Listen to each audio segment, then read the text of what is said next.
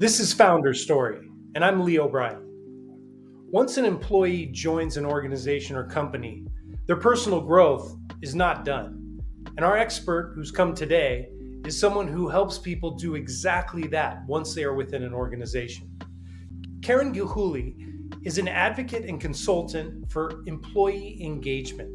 Her expertise is in fostering positive work environments, aligning individual strengths with company values, and fostering the personal and professional growth of individuals within organizations. She's the founder and managing partner of True North Collaboration. Karen, hello. Hi, it's great to be here today. We're happy to have you here. So let's go with True North Collaboration engaging in employee engagement. What technically is employee engagement? What does that look like? And what have been some of the successes that you've had with doing that? Well, employee engagement is really the lifeblood of any organization, because when you have employees that really believe and trust in what the leadership and the overall mission of the firm is doing, it's unstoppable. Now, what's really interesting is that in today's world, especially in the United States, we do have an engagement crisis underway. So roughly 30% of the people that are working today love what they do. I want you to think about that for a second, because that means that roughly 2/3 of the workforce is either asleep at the wheel or really dislikes what they're doing, to the point where they are viciously and terribly disenchanted with the workplace. And that is just a terrible thing for anyone to have to experience. For the people who are in that mode, think about that, being kind of in a zombie-like state when you go into the workplace. But also for the people who are engaged, what does that look like when people like that are around them? It's easy to take the oxygen out of the room very, very quickly. So you asked me, what are some of the things that we do? Well, I guess another way of thinking about the workplace today is that it's in a constant state of change. I heard a quote last week, which I thought was great, and from someone, a senior executive in Ford, and this is going back maybe 5 or 6 years ago. And what they said was that today, this very moment that we're speaking, is the slowest pace of change that we will see in our lifetime. If you go back 5 years, 10 years, 20 years, you can see it. I mean, while you were in it, you didn't realize what was happening. But afterwards, when you reflect back, you say, holy cow, look at that. And so change is a forward animal, and it doesn't slow down, it doesn't stop, it keeps going. And that's part of the challenge, is that right now, across our workplaces, people are feeling what I call change fatigue. And if you don't have a method to be able to help your people through that, you've really got a problem on your hands. Got it. Yeah. And in that same light of the disenchantment with work, at True North Collaboration, you help people foster not only their professional but also their personal growth within organizations. What does that look like, and what exactly in terms of tools and techniques do you utilize to achieve that? Well, that's a really great question. And because for as many different companies as there are out there, there are as many different solutions. So let's just start with helping people understand what makes them tick. Now, this is another unusual one. I mean, most people, if you were to ask them, so what is it about you that makes you special? Or why are you actually in this job? And what makes you the best person to be able to execute the mission? Believe it or not, most people wouldn't know what to say. So I think one of the things that we do that's a little special is to start with the people, to help them make sure they understand their God-given talents and gifts and how they can use them most effectively. Secondly, the next big challenge and barrier is that you need to have a manager that knows how to put those gifts to work. So kind of like a sporting team, if you were thinking of, we just finished up with the World Series, you took a look at either manager on either of those teams, they made sure that they had the right talent in the right space at the right time, doing the right thing. giving those players the coaching and support and correction and feedback that they need in order to be able to do their best job. So those are some things that we work on very specifically. And then I guess the last thing I'd say is that all of our solutions involve bringing both sides to the table together to support change collaboratively. And what that means is finding ways to improve communication. So communication is something that we were born doing. I mean, if you take a look at a baby, they let you know pretty quickly whether they're happy or they're sad, whether they're sleepy. And so be it, as we grow up, it's just one of those things that we do, just like breathing. We don't really think about that too much. So the point is that an opera singer or anyone that has to use their breathing apparatus knows how to use it very effectively, much like a golfer knows how to execute a golf swing with a golf club. But as people, thinking about communication being one of the most important tools that we have, there's not a lot of focus that's ever really given to that in terms of becoming the best that one can be. So we spend a lot of time with our solutions helping people learn how to communicate so that when the message is given, it's appropriately received and understood and then ultimately acted upon. So I think that these are maybe concepts that are a little vague or hard to put your hands around. So let me give you an example of what we might do in a workshop where people have a chance to practice some of these skills. So imagine that you, as a sender of a message, need to practice that skill. Maybe you're a senior leader and you have to deliver some tough news to the troops, or maybe there's a new product launch that needs to happen.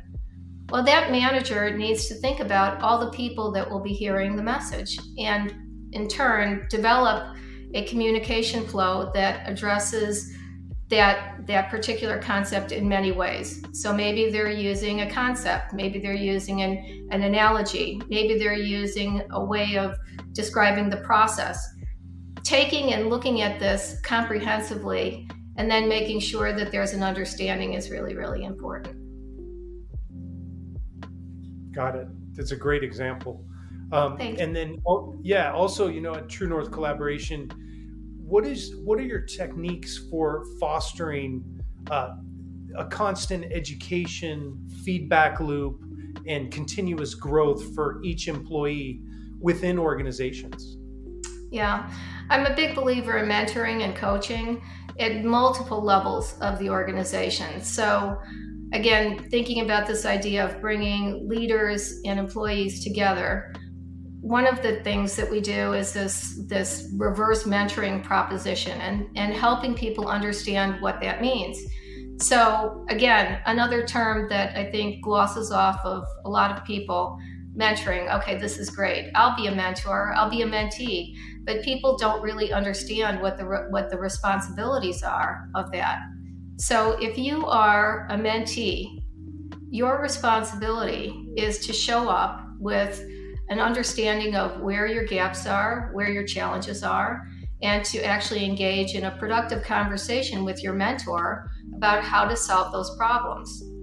The mentor is not there to solve the problem. The mentor is there to give advice, to perhaps provoke different ideas, to engage in some imagination exercises on how to solve the problem.